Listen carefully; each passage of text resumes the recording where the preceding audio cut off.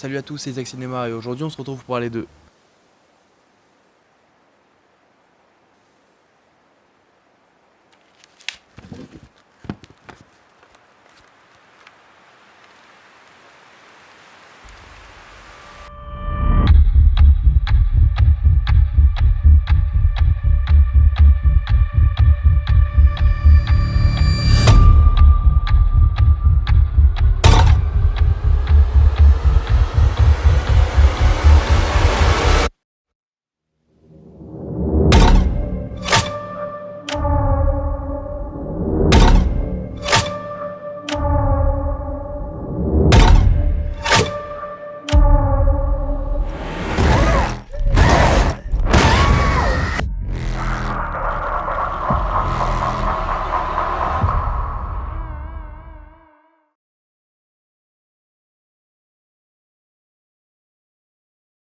Parlons d'un film d'horreur parfait. Tout d'abord, qu'est-ce que j'entends par parfait? C'est une notion absolument subjective qui correspond à ce que moi j'attends d'un film. Je pense d'ailleurs que chacun a sa définition du parfait, ce qui rend ce mot d'ailleurs encore plus magique. Un film d'horreur parfait, c'est un film pour moi qui répond à 3 critères. Il doit savoir exploiter le genre qu'il utilise et lui donner un sens. Il doit évidemment se permettre une liberté artistique dingue, même si ça foire à certains endroits. Ce qui compte, c'est l'envie de créer, de proposer des choses. Et surtout, il doit me procurer énormément d'émotions, en l'occurrence ici, la peur. Laissez-moi donc aujourd'hui vous parler d'un film d'horreur qui me prend aux tripes comme rarement ça m'est arrivé. J'ai une obsession pour ce film. Je le trouve à quelques petits rares détails près parfait. Et aujourd'hui, je vais tenter de vous expliquer pourquoi est-ce que je pense ça. Donc que vous soyez ici pour savoir quoi regarder ce soir ou pour savoir comment est-ce que je peux penser ça d'un film qui a tant divisé et même d'un film qui a déçu énormément de gens, vous êtes au bon endroit. Bref, il est temps de vous parler en 5 points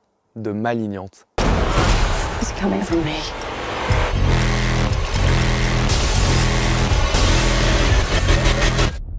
Who are you, Gabriel?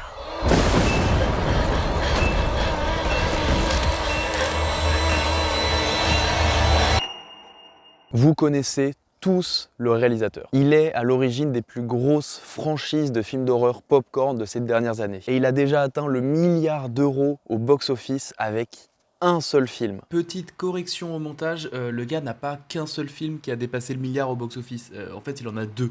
Il y en a même un qui a atteint les 1,5 milliards de dollars, donc il se met plutôt bien, on peut le dire. C'est bien évidemment le très grand et très controversé James Wan. Le premier film de sa carrière était Saw. Il a ensuite pu faire Dead Silence, Insidious 1 et 2, Conjuring 1 et 2, Fast and Furious 7 et Aquaman 1 et 2. Et enfin, l'année dernière, Malignante. Il est également le scénariste et ou producteur de toutes les suites des Saw ou même de tout l'univers Conjuring, à savoir les Annabelle ou l'Anon, etc. Bref, c'est un gros réalisateur et Malignante est peut-être son plus petit film de sa carrière. Il est passé assez inaperçu et il a vraiment divisé les quelques personnes qui sont allées le voir. Beaucoup de gens trouvent que c'est un nanar raté sur tous les points, qui tente des choses qui sont complètement foirées, mais moi je trouve que c'est tout l'inverse. Vous l'avez compris, pour moi c'est une bombe, un ovni, un truc qui n'a rien de similaire avec tout ce qui a déjà été fait. Je l'ai découvert au cinéma avec mon père l'année dernière et je l'ai revu seul chez moi il y a quelques jours. Malignante, rapidement, ça raconte l'histoire de Madison qui, après le meurtre de son petit copain, va se retrouver à avoir des visions de meurtre qui se déroulent vraiment, tous commis par la même entité. Et je ne vous dirai rien de plus, c'est vraiment le genre de scénario qu'il faut découvrir devant le film. Bref, maintenant il est temps de s'attaquer aux 5 points par lesquels j'avais envie de vous parler de Malignante.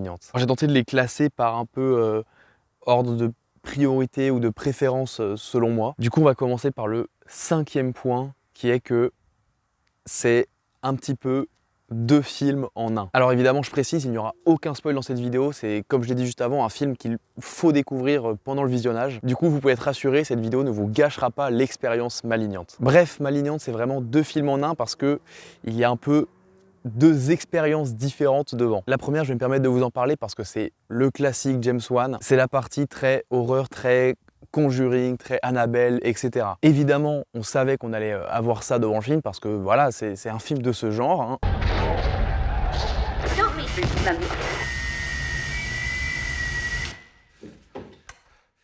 Sauf que je ne vous dirai pas pourquoi. Pour moi, c'est beaucoup plus maîtrisé et abouti que dans tout ce qui a pu se faire avant. Et d'ailleurs, dans tout ce qui a pu se faire avant, il y a une grosse partie des films de James Wan, de ce réalisateur. James Wan utilise vraiment tout le savoir-faire qu'il a acquis au cours de ces dernières années d'expérience pour nous pondre quelque chose d'absolument parfait. Parfait dans le genre, évidemment. Et puis, à un moment du film, il se passe des choses dont je ne vous dirai rien et ça devient un délire qui est complètement ahurissant. C'est un truc, je n'ai jamais rien vu de tel au cinéma. Je développerai bien assez dans d'autres points, mais du coup, sachez que le film nous propose 2 expériences en une et que les 2 sont parfaitement maîtrisées, sachant qu'il y en a une qui est encore une fois le meilleur de ce qui a pu se faire.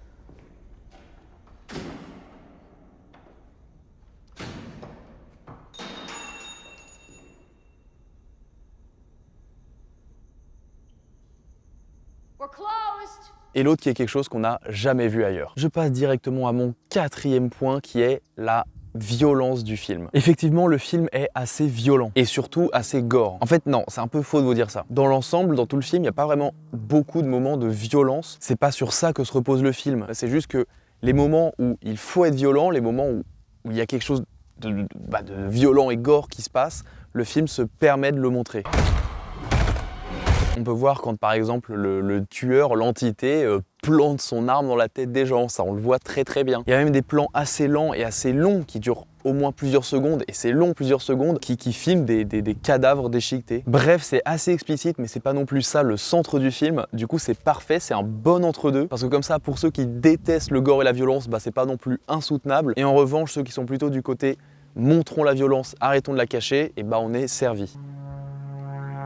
Ah mais c'est ça, il y a un avion qui passe depuis tout à l'heure au-dessus de ma tête, il est là pile pour faire du bruit pour la vidéo. Quand je dis cacher la violence, si vous voulez, il y a ma vidéo précédente qui est sur Prey, le nouveau Predator, où je développe un peu plus ce côté où on masque la violence pour convenir à un public plus large, ce qui était le cas du coup de Prey, ce dernier film Predator. Du coup, je vous invite à aller voir la vidéo si vous voulez un peu plus savoir mon avis sur ce sujet. Passons maintenant directement au 3e point de pourquoi est-ce que je trouve Malignante parfait. C'est un immense plaisir au 2e visionnage. Il y aura à la fin de cette vidéo une petite partie spoiler où je vais vous raconter un peu plus en détail le scénario et pourquoi est-ce que je le trouve absolument fascinant et parfait encore une fois. C'est le mot parfait, je répète beaucoup parfait, mais c'est le mot qui me vient en tête pour parler de ce film et de tout ça. Bref, du coup, dans la partie spoiler, si vous avez vu le film ou si vous vous en foutez de le voir et que vous voulez juste savoir, je vais vous raconter en détail pourquoi est-ce que ce scénario est si parfait, surtout au 2e visionnage. Vraiment, le voir en sachant ce qui va se passer, ça améliore l'expérience. Parce que je vous promets qu'en fait, les trucs qui peuvent paraître un peu foireux,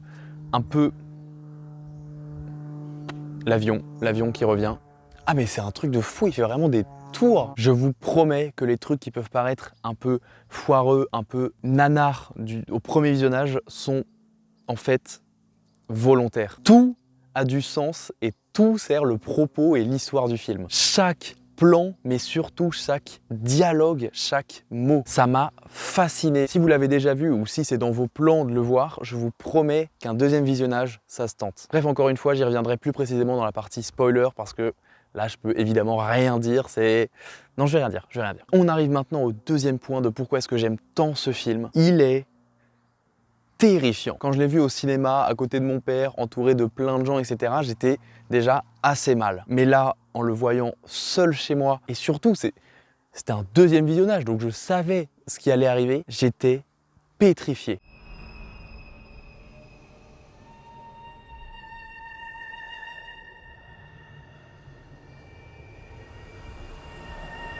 Pour vous dire, dans mon salon, il y a l'écran où est projeté le film et en face, il y a 2 canapés un peu en biais comme ça, face à l'écran. Il y a un canapé où derrière, il y a un mur assez proche, mais on a une vision sur les escaliers qui descendent où il fait sombre. Et l'autre canapé, derrière nous, il y a le salon et la cuisine, donc il y a un grand espace et tout peut arriver derrière nous. Et du coup, pendant tout le film, je bougeais entre les 2 canapés pour essayer de trouver quelle est la position la moins flippante parce que à chaque fois, j'angoissais de tout ce qui pouvait arriver autour de moi tellement le film me faisait peur. Alors que, encore une fois, je savais ce qui allait se passer. En le revoyant, je savais que j'allais l'aimer parce que je l'avais déjà adoré au cinéma. Mais je me disais, bon, je vais avoir un peu peur, voilà, normal. Mais comme, encore une fois, devant un Conjuring, un Annabelle, etc., ça va être tranquille. Dès que j'ai terminé le film, la première chose que j'ai faite, c'est que je l'ai mis dans ma liste des films les plus terrifiants de ma vie. Mais encore une fois, c'est vraiment la même peur que ce qu'on peut ressentir devant...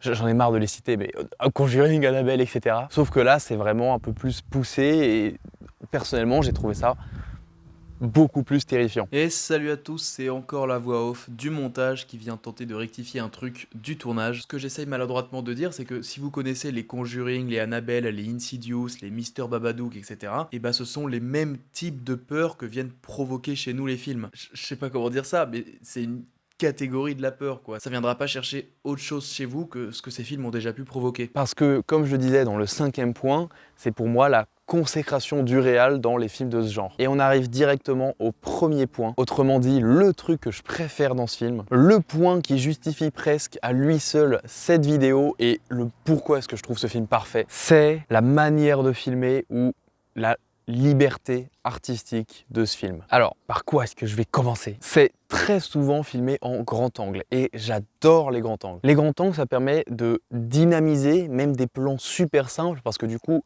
comment dire, les bords sont un peu plus étirés. Je vais essayer de vous faire un exemple en filmant ce magnifique champ derrière moi. Et du coup, même des petites rotations de caméra sur des événements super simples comme une voiture qui vient se garer, ça dynamise l'image et de manière plus générale, ça dynamise le film et du coup, ça nous prépare à la partie finale. C'est aussi parfois un petit peu filmé comme un jeu vidéo, avec la caméra en grand angle, un peu derrière l'épaule, en haut, vous voyez, enfin, comme un jeu vidéo à la 3e personne, quoi.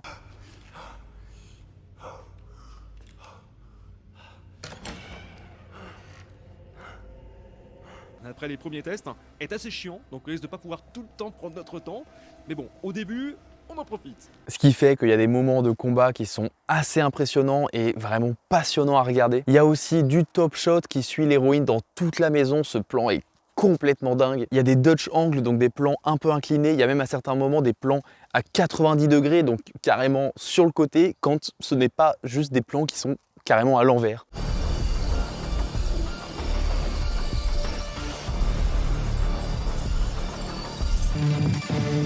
Sur ça, le réal s'éclate, la caméra va vraiment dans tous les sens et à chaque fois, ça a du sens. À chaque fois, ça sert le propos, ça sert l'image et ça permet de créer les sensations qu'on ressent devant ce film. La 3D est également somptueuse et elle arrive parfaitement à créer l'effet recherché, que ce soit sur la protagoniste du film ou sur nous, à savoir une modification de la perception. Il y a vraiment des démonstrations de mise en scène avec la protagoniste qui se tient au milieu de la salle, on voit quelqu'un d'autre qui fait une action, tout le décor change, la caméra tourne, c'est toujours le même plan et on voit cette même personne en train de faire une autre action et du coup en un seul plan hyper court, hyper simple, hyper léger, l'héroïne se retrouve dans une autre salle, enfin c'est n'importe quoi, c'est vraiment trop fort. Évidemment, le meilleur de la démonstration technique du film, ça reste dans la partie finale que je veux pas évoquer. Je crois que je la tease un peu trop, cette partie finale. Ne regardez pas ce film juste pour ça, etc. C'est juste que si j'en parle, ça va spoiler le film. Et du coup, je veux pas en parler, donc voilà. Donc j'appuie dessus sur le fait que je veux pas en parler. Mais du coup, je la tease à mort, etc. Donc non, c'est juste que la partie finale est différente du reste du film et de, encore une fois, tout ce qu'on a pu voir. Pendant le dernier tiers du film, il y a des séquences qui sont filmées, mais c'est... Je ne sais pas comment est-ce qu'il a fait ça. Je ne sais pas comment est-ce qu'il a eu l'idée de faire ça. Je ne sais pas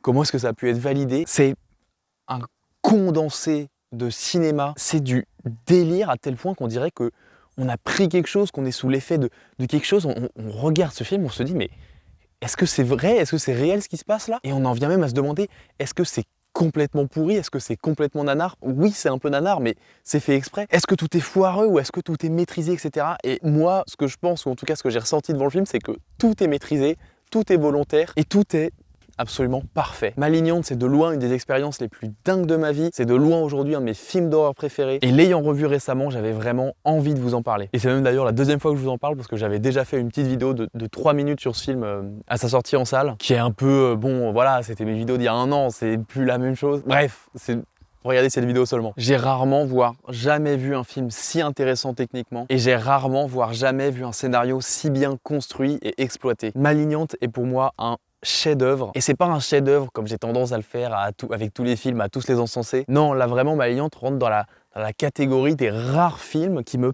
passionnent à 2000%. Surtout en ce qui concerne des films d'horreur. L'horreur qui est d'ailleurs, encore une fois, mon genre préféré. C'est un film libre, c'est une expression de l'art, c'est une démonstration de talent, c'est une orgie de cinéma. Bref, maintenant je vais passer à la partie spoiler, donc si vous voulez vous arrêter là, merci d'avoir regardé cette vidéo, n'hésitez pas à la liker, la partager, à vous abonner et même à laisser un commentaire, ça fait super plaisir. Regardez ce film si vous ne l'avez pas déjà vu, j'espère que j'ai réussi à vous avoir donné envie de le voir. Et même si vous l'aimez pas, même si vous le trouvez complètement foireux, complètement raté, bah déjà c'est pas non plus n'importe quel réal qui fait ce film, donc c'est au moins une petite valeur sûre de...